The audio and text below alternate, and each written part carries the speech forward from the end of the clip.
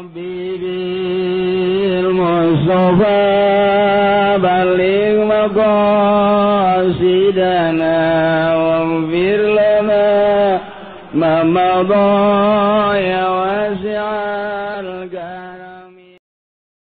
Di berbagai kitab karomah Tuan Syah Abdul Qadir dicaritakeun, terutama dina kitab Tafrijul Khatir. Ditanya Tuan Sete, Tuan si karomah napa haramat? Lamun daek kaula karomah ieu mun daek geus moal kawadahan ngan kula embung. Embungeun nya mah boga karomah. Sebab karomah nu paling hebat mah, kamuliaan nu paling hebat mah teu karasa setiap mukmin boga karomah. Kabeh ieu urang ke boga karomah ieu. Komo MZ mah almarhum. Kak mih karomah. Hebat MZ mah. Lain mukmin mah mih ge karomah. Tah, mukmin kabeh ngabogaan karomah ngan teu karasa, kurang teu disyukuri karomah ti Gusti Allah. Urang ieu dibere iman ka Allah hiji karomah teu karasa. Saenggeusna iman urang teh dijadikeun jawara ku Gusti Allah. Lain karomah tah mah belon tah mah. Balik tina ngajawara kuari tobat ka Gusti Allah, ngaji, salat, munggah haji. Eta karomah lain leutik-leutik karomah. Lain leutik-leutik karomah tah jawara babalik nu tadina mawa cimplong kuari nyana mawa kitab. Aduh, emang bawa kitab? Iya. Emang bisa baca? Ya kagak. Itu dibawa, iya atuh supaya kelihatannya atuh bagus aja juga. Waduh, jadinya nyarupan ka kiai mau kitab. Eta karomah teu karasa. Mukmin anu bisa istiqomah dina ibadah eta karomah teu karasa. Ya Allah ya Rabbi. Jadi lain bisa hiber napak sancang dan lain sebagainya, tah bisa asal dul zuhur berangkat sholat, dul asar berangkat sholat, dul maghrib berangkat sholat, isya berangkat sholat. Eta karomah lain letik-letik. Teu karasa tak ku urang mah, urang boga pamajikan nurut ka urang, boga karomah buat eta mah. Wah, kan tetangga urang mah pan dibarahan bae ku pamajikan, aya anakan mah terus ngan dibarahan bae. Ieu mah pamajikan nurut ka urang bisa istiqomah ibadah ka Gusti Allah, eta teu karasa ka karomah. Ulah ngitung-ngitung karomah nu macem-macem eta tah ya Allah nu bakal naon nyambungkeun urang jeung Gusti Allah. Setiap jelema nu salat geus eta teh pokona mah bakalna kagaet, eta teh ka surga. Ulah hese-hese Masya Allah ya, urang diuk di majlis hareudang, tah hareudang eta bakal ngasupkeun ka surga. Mantap ulah cok cicing di handapeun kipas mendang. Aduh, tapi surga yang loba jasa. Masya Allah karomah teu karasa tak karomah teh kos kitu.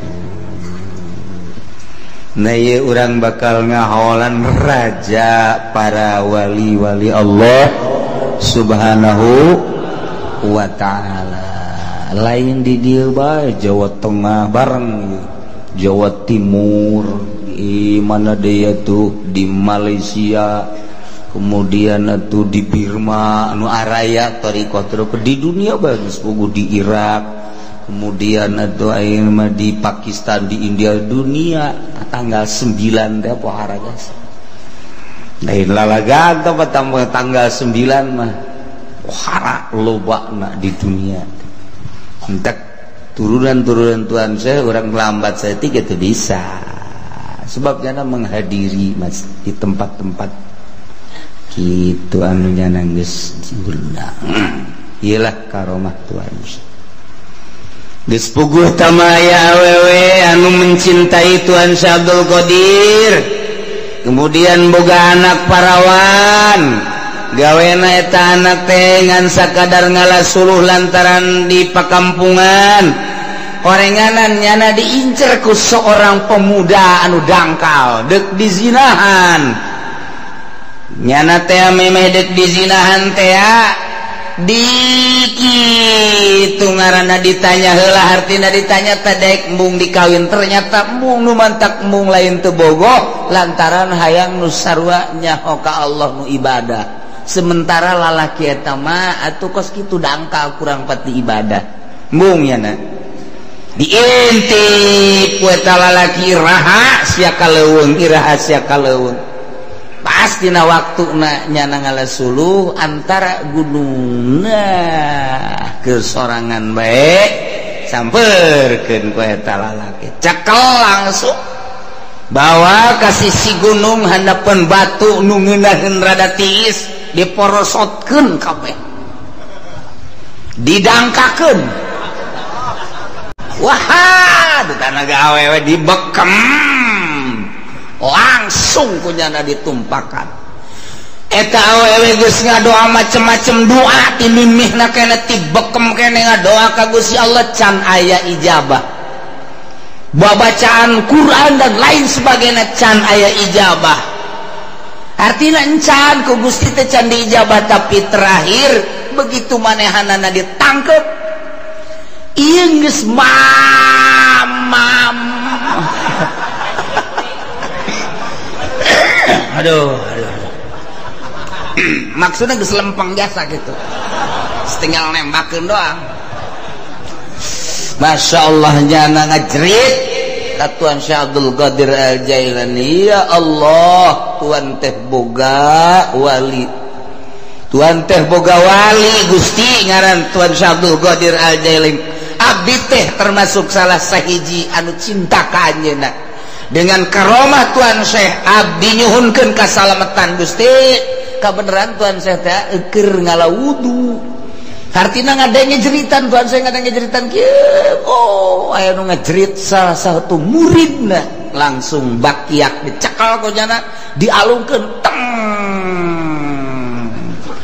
alah batan bom atom jeger wae kena tarang ngaguling langsung hiji deui dialungkeun kena dada deuh ngagoleh teu kacaritakeun ku kumahana salamet bae awewe dininya begitu salamet langsung make baju deui langsung make kutang dipake deui jero salamet cek nyana alhamdulillahirabbil alamin beres bakiak dibawa ka imah tidinya langsung manehna hayang ziarah cinta mah cinta ngancan pernah manehanana datang nah ieu datang di pakampungan anu jauh wa gila manehanana ieu orangna orang Mesir ka Baghdad jauh jasa lumpang langsung lumpang ya berbagai cara kendaraan dan lain sebagainya datanglah ke Baghdad pas keur pangajian.